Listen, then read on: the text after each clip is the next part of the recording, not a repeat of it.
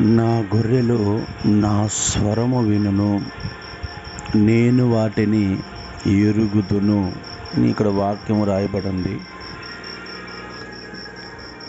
గొర్రెలు అనగా మనమే. యేసుక్రీస్తు మనకి కాపరిగా ఉన్నాడు.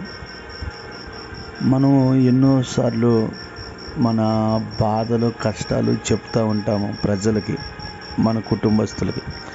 కానీ వారు వాటిని వినరు, పట్టించుకోరు. కొన్నిసార్లు మనకి ఎంతో బాధ కలిగిద్ది, కొన్నిసార్లు మనకి ఎంతో వేదన కలిగిద్ది, కొన్నిసార్లు మనతో ఇంపార్టెంట్ విషయాలు మాట్లాడాలనుకున్న వాళ్ళు మనతో మాట్లాడటానికి ఇష్టపడరు. చావు బతుకు స్థితిలోనైనా సరే మనల్ని పట్టించుకోరు.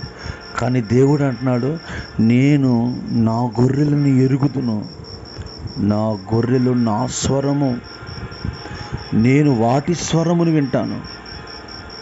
ఈరోజు వాక్యం వింటున్న పరిశుద్ధాత్మ దేవుడిని తెలియచేస్తున్నాడు, నువ్వు యేసయ్య బిడ్డగా ఉన్నావు కాబట్టి ఖచ్చితంగా నువ్వు చేసే ప్రతి ప్రార్థన ఆయన ఆలకిస్తాడు, ప్రతిదీ ఆయన అంగీకరిస్తాడు.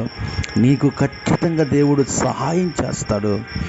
ఆయన ప్రార్థన వినేవాడు, ఆయన నీ బాధల్ని వినేవాడు, ఆయన నీ కష్టాలను వినేవాడు, ఆయన నీ కన్నీళ్ళని చూసి విని నీకు జవాబిచ్చేవాడు.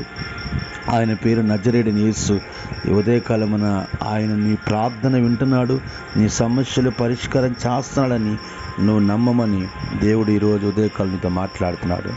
దేవుడి మాటలు దీవించునుగాక. ఆమేన్.